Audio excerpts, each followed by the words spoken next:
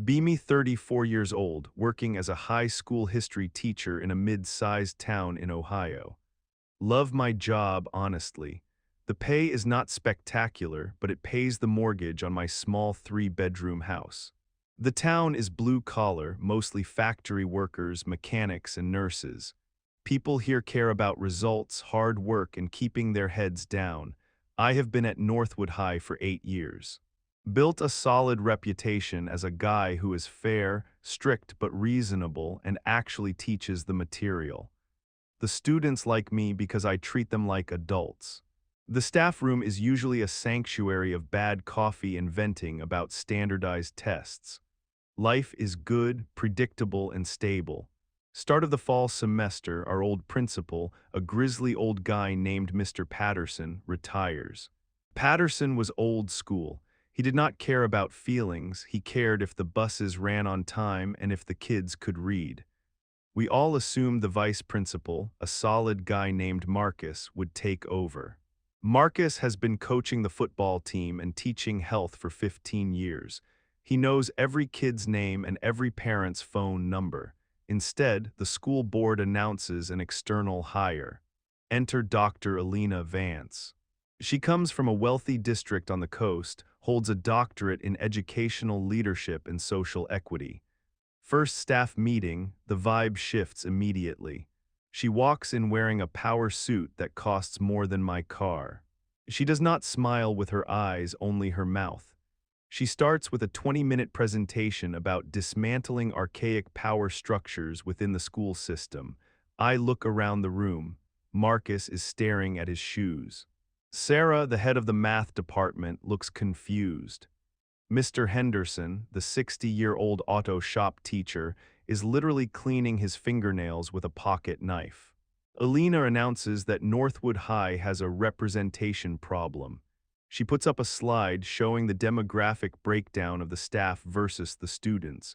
She points out that the administration and department heads are predominantly male. She says this with a tone of disgust, as if we committed a crime by existing. She says, "My goal is to create a sanctuary of equity. We will be implementing strict quotas for all future leadership roles and new hires to correct this historic injustice." I raise my hand.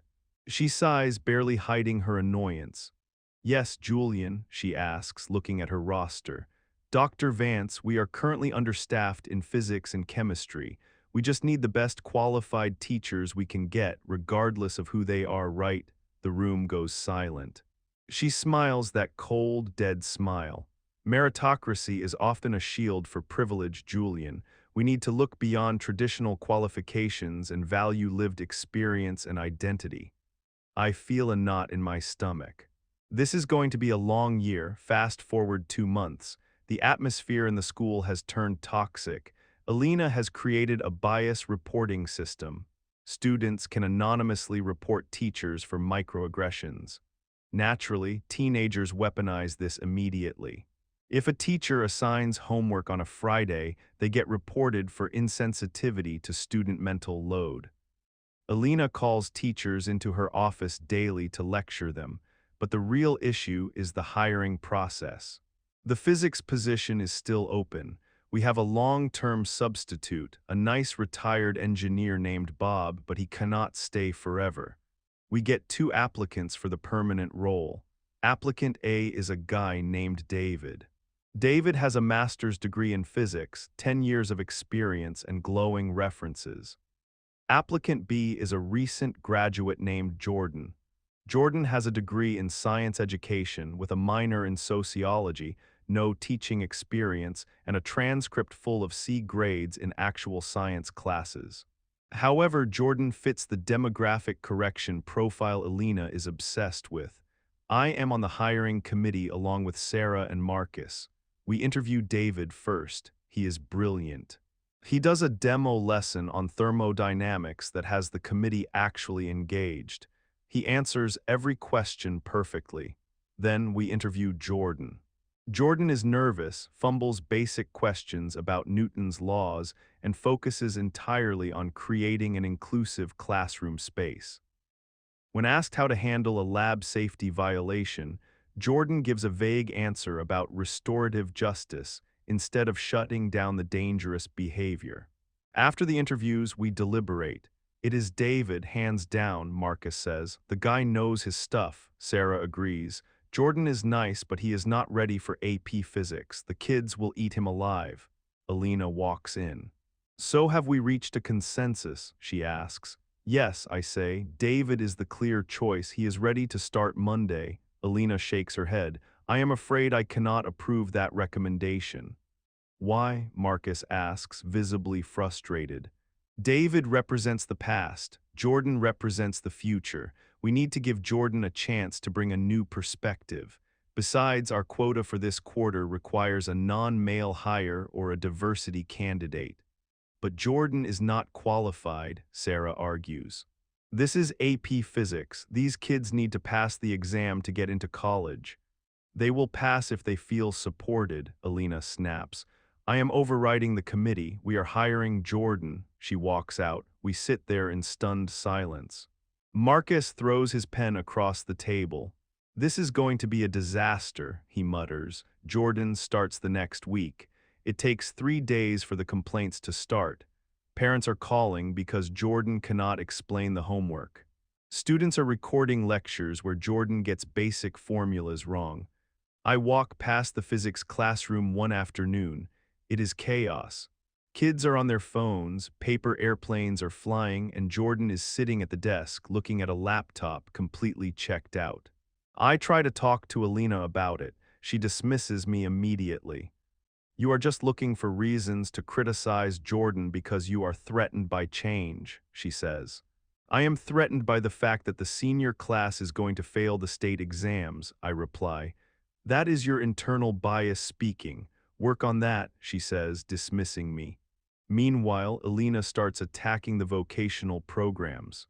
Northwood High has a legendary auto shop and welding program. Mr. Henderson runs it. Kids who hate school love Henderson's class. They learn how to fix cars, weld pipes, and get high-paying union jobs right out of high school. Alina hates the shop. She calls it a relic of toxic masculinity. She wants to divert the shop budget to fund a new wellness and equity center. Basically, a room with bean-bag chairs and posters about feelings. She calls a meeting with the department heads. The trades are important, sure, she says condescendingly, but we need to encourage our students to aim higher. We need to divest from these dirty jobs and invest in emotional intelligence. Mr. Henderson stands up. He is a man of few words, usually covered in grease, missing part of a finger from a bandsaw accident in the 80s. Dr. Vance, he says, his voice low and gravelly, those dirty jobs pay more than you make. My students buy houses when they are 22. Your emotional intelligence center won't pay their electric bills. Alina turns red. Mr. Henderson, I will not be spoken to like that. Your budget is being cut by 60% effective next semester. You will have to make do. Henderson just looks at her. He does not yell. He just nods, picks up his hat, and walks out. That was the moment the war began. The atmosphere in the school shifts from toxic to hostile. Henderson stops doing the extra maintenance work he used to do for free.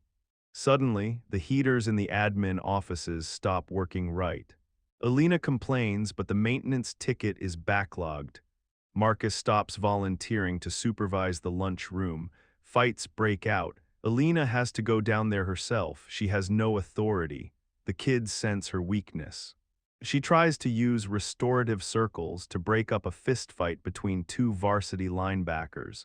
It goes about as well as you would expect. She gets shoved into a vending machine. She blames the staff for creating a culture of violence.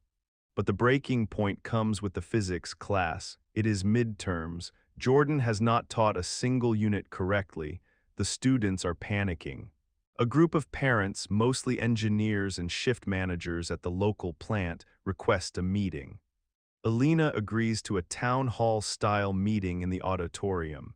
She thinks she can dazzle them with buzzwords and academic theory. She thinks these blue-collar parents are stupid. She is very, very wrong. I go to the meeting just to watch. The auditorium is packed. Alina stands on stage with a microphone.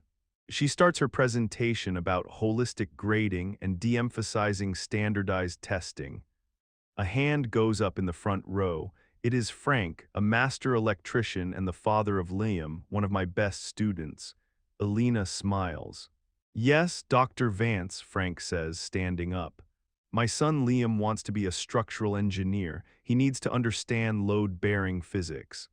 He brought home a test yesterday where the teacher marked an incorrect formula as correct because, and I quote, the effort was valid. Bridges do not stay up because of valid effort. They stay up because of math. The crowd murmurs in agreement. Alina chuckles nervously. Well, sir, we are moving away from the binary of right and wrong answers. We want students to explore the concept of physics without the pressure of perfectionism, which is a symptom of patriarchal academic standards. The room goes deadly silent. You could hear a pin drop. Frank looks at her like she has three heads. Did you just say that getting the right answer in physics is patriarchal? I am saying that obsessing over objective truth can be exclusionary, she says, digging her grave deeper. Another parent stands up. It is Maria, a nurse. My daughter is in that class. She wants to be a pharmacist. If she gets the dosage calculation wrong because she is exploring the concept, people die. Do you understand that? Alina is starting to sweat. She pulls at her collar. You are focusing on the negative, she says. We are building a more inclusive community. You are building a school where kids learn nothing, someone shouts from the back. It turns into a shouting match. Alina tries to regain control. Please, we must remain civil. I am the principal and I have a PhD. I don't care if you have a cape and a wand, Frank shouts. You are firing the competent teachers and hiring people who don't know the material just to fill a quota. We know about the hiring committee. Alina freezes. She looks at the staff section. She locks eyes with me. She knows someone leaked the info. I just sip my coffee and look back at her. She starts to panic. Her voice gets shrill. That is confidential personnel information. This is an attack on my leadership because I am a woman. No, Sarah stands up. Sarah is the quietest person I know. Sarah never speaks up. No, Dr. Vance, it is not because you are a woman. I am a woman. It is because you are incompetent. The crowd erupts. Alina drops the microphone, literally drops it. Feedback screeches through the speakers. She runs off stage. The next day, the school is in chaos. Alina locks herself in her office. She sends out a mass email accusing the staff of insurrection and threatens mass firings. She puts Marcus, Sarah, and me on administrative leave pending an investigation into insubordination and sabotage. Big mistake. The students find out. Liam organizes a walkout. At 10 a.m., the fire alarm gets pulled. The entire school empties onto the football field, but they don't go back in. The students start chanting.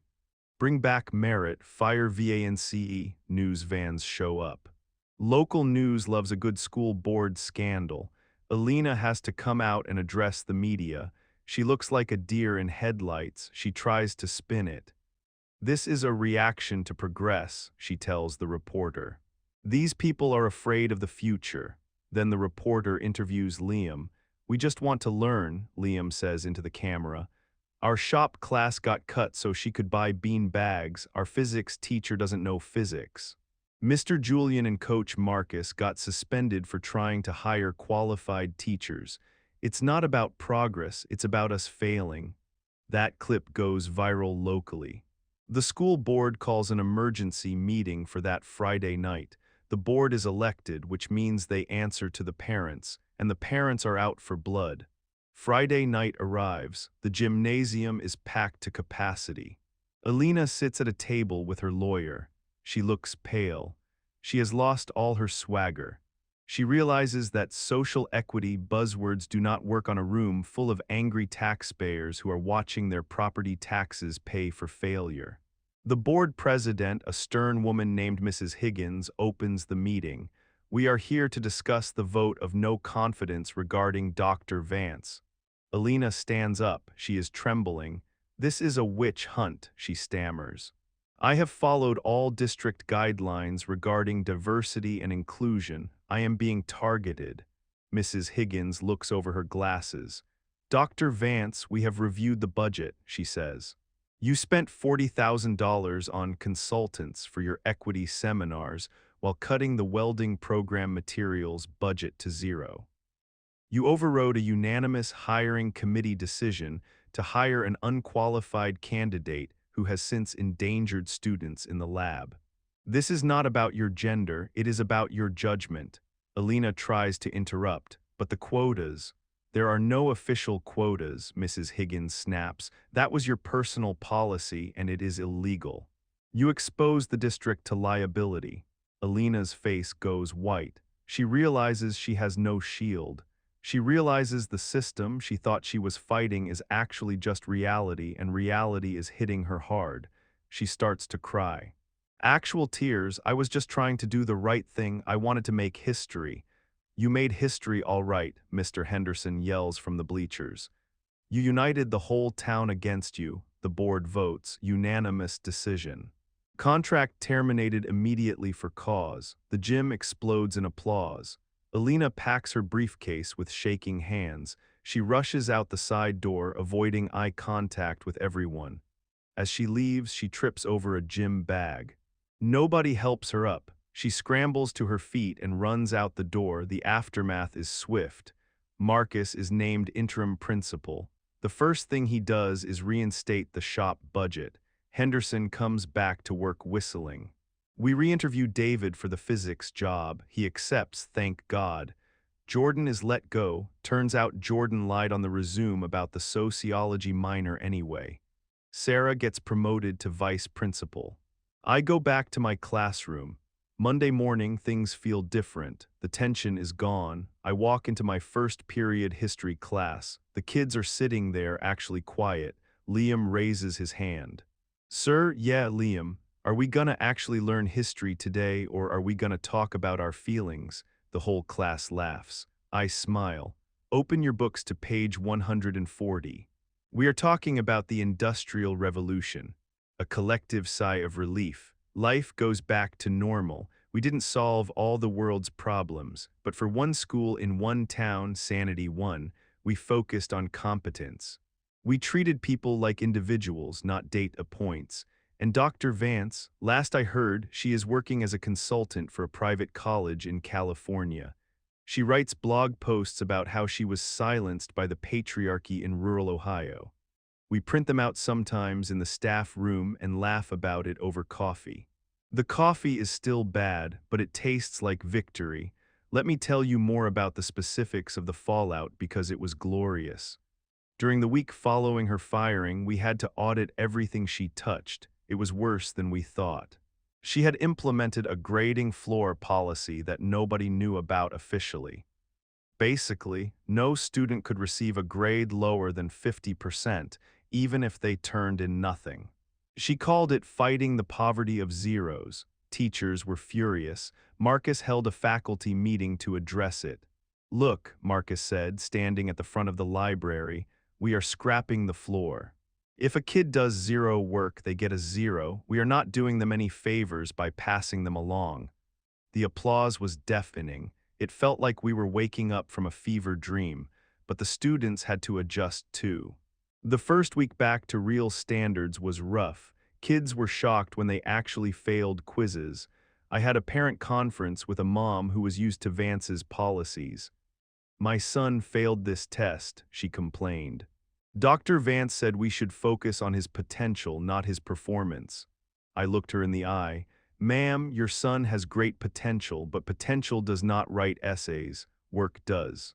If he wants to pass, he needs to study. She looked at me, processed it, and nodded. Fair enough, she said. I will take his Xbox away until his grades come up. Nature was healing. One interaction sticks with me, though. Jordan, the unqualified hire, came back to collect personal belongings. I was in the hallway during my prep period. Jordan looked defeated, carrying a box of decorations. I felt a little bad, honestly. Jordan was a pawn in Alina's game. Hey, I said, sorry it went down like this. Jordan stopped. She told me I was saving these kids, Jordan said, voice shaking. She told me that just by being there I was doing the work. She never told me I actually had to know the physics. I was stunned. Wait, she told you that you didn't need to know the material. She said the curriculum was secondary to the emotional landscape of the classroom. She said if I made them feel safe, the learning would happen by osmosis or something. I shook my head. That is not how teaching works, Jordan. That is not how anything works. I know that now, Jordan said. I am going back to school to actually learn science this time. Good luck, I said. It made me realize how dangerous Alina's ideology really was. She wasn't just hurting the students. She was setting up her own allies for humiliating failure. She used people as props for her own ego. About a month later, the school board elections happened. Usually, nobody votes in these things. Turnout is typically like 10%. This time, turnout was record-breaking. Frank, the electrician who stood up at the meeting, ran for a seat. His campaign slogan was just "Teach the kids." He won in a landslide. The board is now completely comprised of parents and local business owners who want results. They started a new initiative to partner with the local trade unions.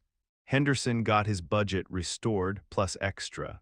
The school now offers certifications in welding, HVAC, and automotive repair that count towards college credit. The Wellness Center Alina built. It is now a computer lab for the coding club and the CAD design class. The bean bags were donated to a kindergarten. The vibe in the school is focused. Sure, we have problems. Kids still vape in the bathrooms. Budgets are still tight, but there is a sense of shared purpose again. We are not walking on eggshells wondering if we are going to be called into the office for using the wrong word. We are just doing our jobs. I ran into Marcus in the parking lot yesterday. It was late, sun going down. He looked tired but happy. "How is the view from the big chair?" I asked him. He laughed. "It is a headache, endless paperwork, but at least I don't have to listen to lectures about how my existence is an oppression." "Amen to that," I said. "You know," Marcus said, leaning against his truck, "she really thought she was the hero of the story. That is the scary part. She really believed she was saving us from ourselves." "That is the most dangerous kind of person," I replied. "The one who destroys everything in the name of saving it." We stood there for a minute, watching the football team practice under the lights. Kids running drills, coaches blowing whistles, hard work, repetition, results. "It is good to be back," Marcus said. "Yeah," I said. "It is." 6 months post-firing, we get an email from the district. Apparently, Alina sued the school board for wrongful termination, claimed discrimination naturally.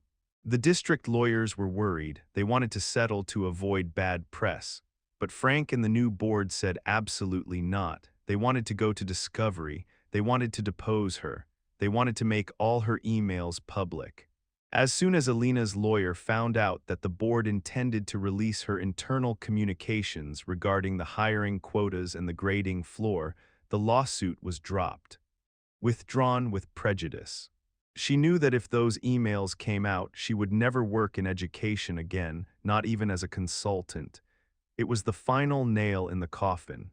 She faded away into the ether of the internet, screaming into the void on Twitter/X, blocked by most of us. Looking back, I learned a lot that year. I learned that institutions are fragile. It only takes one person in power to rot the whole thing from the inside out if good people stay silent. I learned that diversity without competence is just a different form of failure. And I learned that regular people, parents, workers, taxpayers, have a limit. They will put up with a lot of nonsense, but you mess with their kids' future. You mess with their ability to earn a living, they will tear your ivory tower down brick by brick, and they will do it without using a single buzzword, just raw, unfiltered reality. Today was graduation. I watched Liam walk across the stage. He is going to Ohio State for engineering. David, the physics teacher, shook his hand. Henderson was there too, cheering for the kids who are going straight into apprenticeships. Marcus gave the speech, short, sweet, to the point. "Work hard, be kind, don't make excuses." The crowd cheered. I sat in the back row, adjusting my tie. I thought about Alina Vance. I hope she finds peace somewhere. But I am glad it is not here. Northwood High is a place for learning again, and that is all we ever wanted. Class dismissed.